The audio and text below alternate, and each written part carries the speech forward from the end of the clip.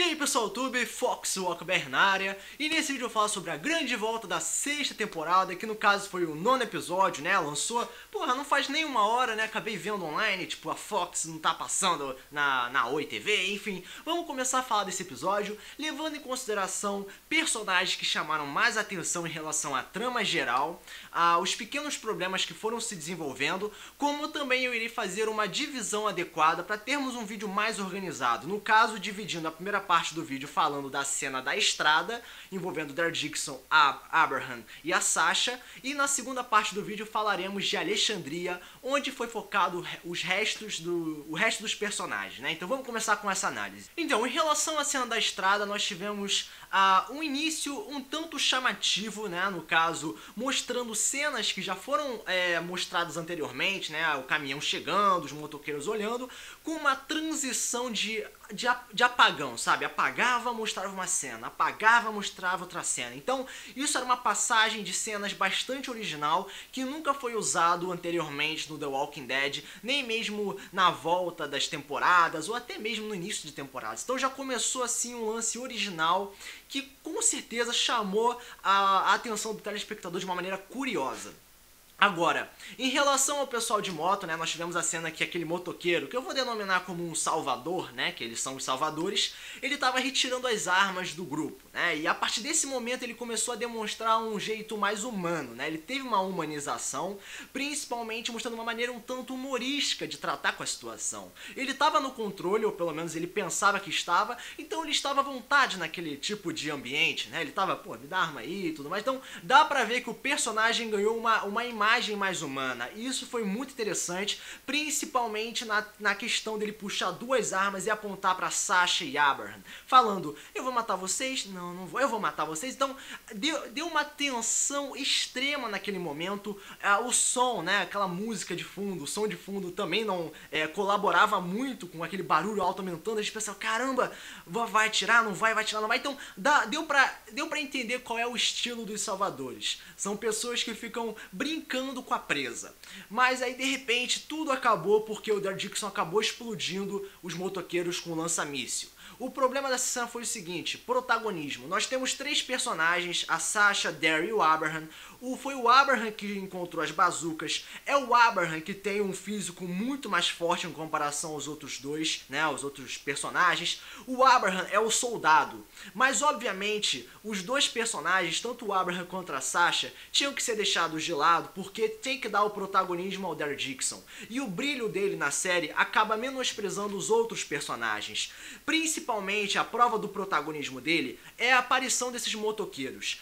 É sério, qual foi a motivação deles estarem lá? Sacou? Eles apareceram na estrada pra morrer, só isso, sacou? Eu sei que eles deixaram o nome Negan no ar, mas eles estavam lá só pra serem mortos pelo Daryl. Então eles estavam lá só pra dar um protagonismo ao Daryl Dixon, e menosprezando o Abraham e a Sasha.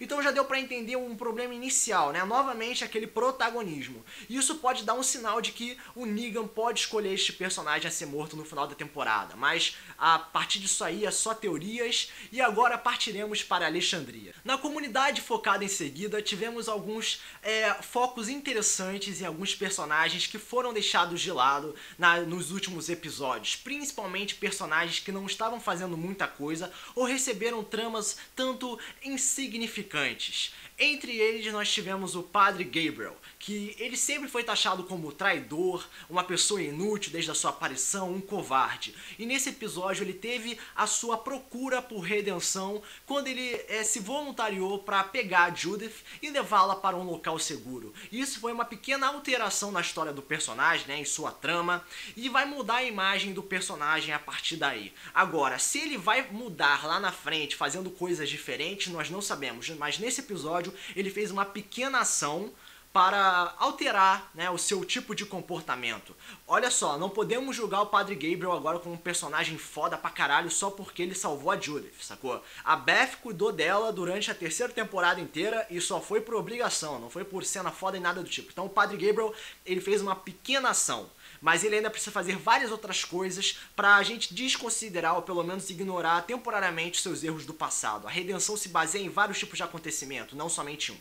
Agora, em relação a Denise e o Lobo, teve um relacionamento tanto interessante entre os dois, porque ao mesmo tempo que o Lobo começou a demonstrar sua humanização, protegendo a Denise e querendo que ela mudasse, né, conversando com ela, demonstrando seu planejamento de fuga e tudo mais, a Denise começou a se acostumar com o medo. Ela estava acompanhada por um cara perigoso no lado, com vários zumbis nas proximidades. Aquilo é medo, cara, aquilo ali é tensão. E a Denise, por andar pelos zumbis, ter um inimigo ao lado que estava se transformando lentamente em até mesmo um anti-herói ou algo assim, isso ajudou a mudança da personagem Denise em alguém muito mais forte diante de situações complicadas, tanto envolvendo zumbis como envolvendo pessoas feridas. O problema da Denise é que ela é uma personagem muito secundária e infelizmente isso não é algo que a gente pode dizer, uau, ela ficou foda agora, porque se ela fosse uma protagonista, aí sim poderíamos dizer, isso foi uma mudança incrível, mas até agora só podemos dizer que isso foi uma mudança significativa. E eu espero que essa personagem continue sendo alterada no passar dos episódios, porque ela ainda tem muito que aprender, e eu espero que ela não fique só no papel de médica da equipe. Eu espero que ela se torne algo um tanto chamativo. Porque só ficar curando as pessoas, né, ajudando nos ferimentos, pode ser algo importante, mas não a torna algo grandiosa, sacou? Agora, em relação a Enid e o Glenn, nós tivemos uma aproximação entre os dois, né, uma visão até mesmo paterna, né, tipo, como se o Glenn fosse uma figura paterna, né, e a Enid fosse a filha, e essa aproximação foi interessante. Agora, em relação ao papel dos dois na trama, né, naquele ambiente, foi um lance meio curioso e um tanto frustrante. Porque ao mesmo tempo que o Glenn buscava ajudar o máximo possível e tudo mais, a Enid começou a falar versos da Bíblia, começou a falar, não, eu quero mudar, eu quero ajudar as pessoas, sendo que um episódio anterior, ou desde o seu aparecimento, ela sempre foi uma garota negativa. Aí do nada ela começou a ser positiva, magicamente, e durante o episódio inteiro ela não fez nada. Ela apenas começou a andar pelos zumbis, não, eu vou ajudar. O que ela ajudou no episódio? Em nada. Então, infelizmente, a Enid está com um péssimo desenvolvimento desde a sua aparição, e isso é um problema pra personagem. Eu espero que consigam ajeitar ela lá na frente, porque tá complicado olhar pra ela e dizer que ela tá sendo tratada naturalmente. Agora nós temos o grupo do Rick, né? O Rick, a Jessie, o Sam, o Ron, o Carl e a Michonne caminhando entre os zumbis, né, com aquela roupa toda ensanguentada, e de repente aconteceu um lance curioso, anoiteceu. Anoiteceu do nada, né, e tipo, a gente pode pensar, tava de dia e ficou de noite, sacou? Isso não acontece em questão de segundos, acontece em questão de minutos, né, vários minutos para ser mais preciso. E durante a passagem do dia pra noite, não foi mostrado o que eles fizeram, e a gente pode deduzir, cara, eles ficaram andando pelos zumbis fazendo o quê? Onde é que eles queriam ir? O que aconteceu? Parece que vamos fazer os personagens andarem por vários minutos, não são alguns, são vários, para ficar de noite, para assim acontecer alguma coisa. E deixou um espaço em branco em relação a essa passagem de tempo. Um lance curioso, porém pareceu mais um erro. Porém aconteceu várias coisas interessantes nesse grupo, que foi a questão da morte do Sam, do Ron e da Jessie.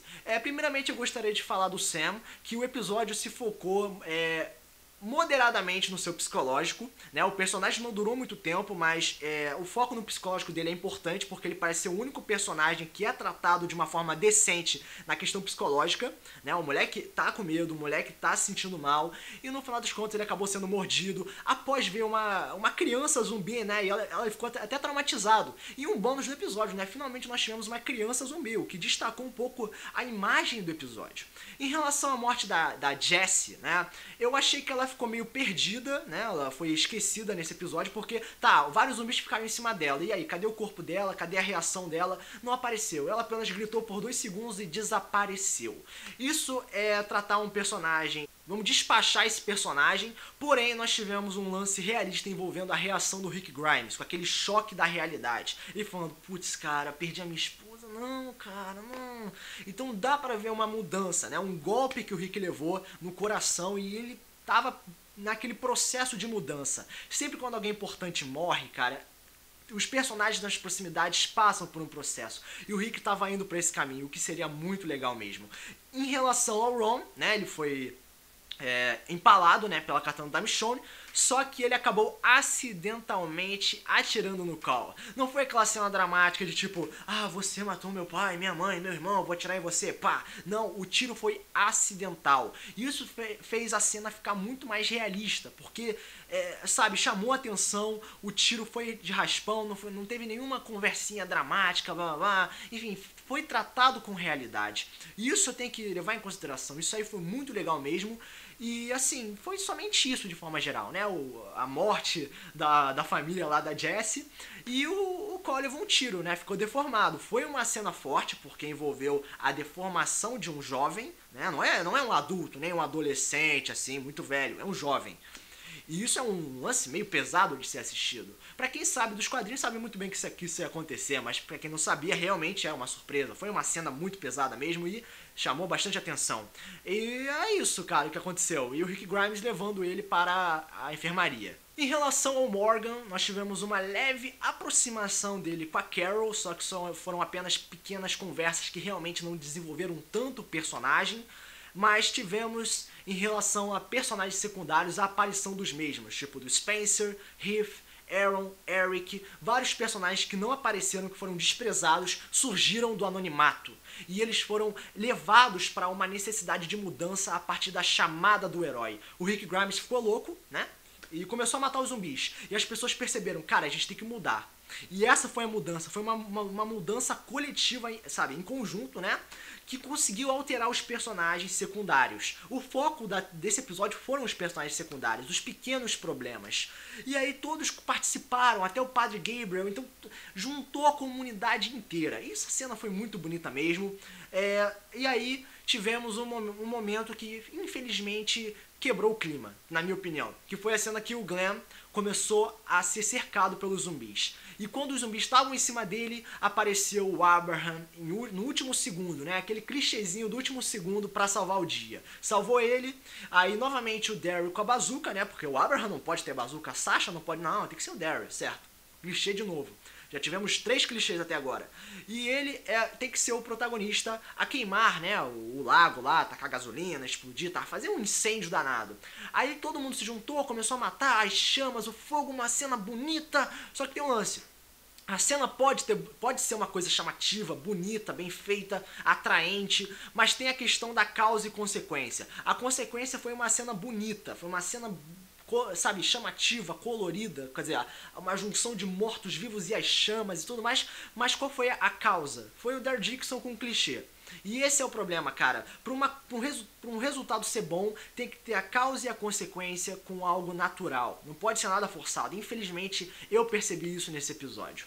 E no final das contas, tivemos a aproximação do Rick Grimes com Call, um momento de pai e filho que nós não tínhamos, há muito tempo. Foi uma coisa esquecida que foi posta novamente nesse episódio e que pode causar mudanças significativas no Rick Grimes, não somente visuais como aconteceu no Call, mas aqui dentro e aqui.